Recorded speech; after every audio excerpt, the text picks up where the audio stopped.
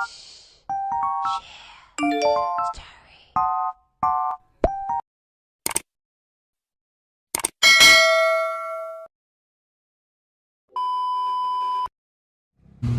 guys, good morning. It's Friday and as what you have noticed guys, so pasok tayo ngayon sa work kasi nag-message sa akin si ate kung okay lang daw na pumasok ako today kasi nga magkakaroon ng meeting with the boss and with our consultant as well. So yan, I decided na pumasok na lang today. So since wala naman ako masyadong gagawin and yan, nandito na ako sa work guys. So maya-maya lang is mag-start na yung meeting. So actually 5 days leave ako and my returning date guys will be on Monday, pero yun nga, may message lang ako ng supervisor namin na kailangan kong pumasok today. So yun, I decided na pumasok na lang din. So actually guys, this meeting is not only for the operation management but of course if there are some concerns na kailangan namin i-open up guys, so kailangan namin maging open talaga to our employees, especially sa mga boss naman and with our consultant as well. So, yun yung magiging agenda talaga ng meeting namin. And yun nga, since ako yung gumagawa mostly of the operation of the company, so need ko talaga pumasok and our supervisor kailangan din na kasama ako kasi nga I am one of the employee na alam lahat ng operation dito sa office. So ako din nag-handle lahat ng reports. So yan, they decided na papasukin na lang muna ako kahit isang araw lang. So yan guys, that would be our agenda for today. So dyan lang muna kayo guys and mag-work lang muna ako kasi sobrang tambak na din ng paperworks ko today. So yan, station guys.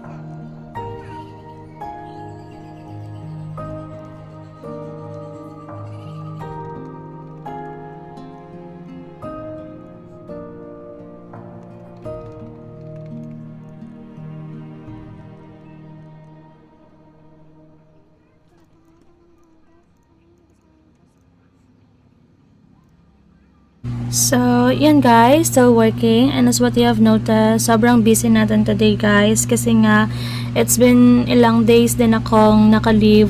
So, sobrang tambak talaga lahat ng paperwork. So, yan guys, mag-i-start na din yung meeting namin maya-maya lang din kasi nga hinihintay pa namin yung ASE namin from Petron. So since kailangan niya din i-discuss kung ano yung status ng operation ng company namin, so yan, they are waiting for our ASE and after that guys, mag-i-start na din yung meeting. So anyway guys, dyan lang muna kayo and tapusin ko din muna yung work ko.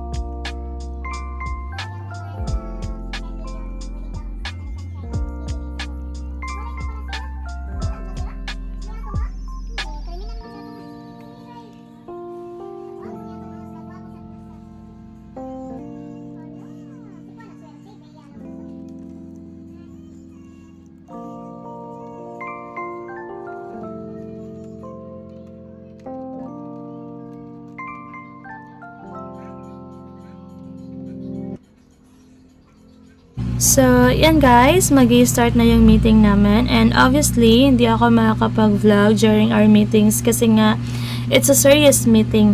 Kailangan naman mag-focus and kailangan din namin mag-isip kung ano yung dapat namin gawin. We have to think out of the box sa lahat ng mga bagay para ma-improve ang aming operations dito sa aming company. So, yan guys, after work, we decided na kumain kami ulit ni Nick dito sa KKB. So, obviously, late na din ng gabi. We just crave for chicken wings. So, we decided na kumain ulit dito. So, actually, treat ako ng partner ko and sobrang grateful ko lang din. So, yan guys, we are waiting for our orders. And as what you have noticed, hindi na masyadong maraming tao kasi nga maya-maya lang is mag-close na din sila. So, talagang kailangan namin kumain ng mabilis guys. So, yan.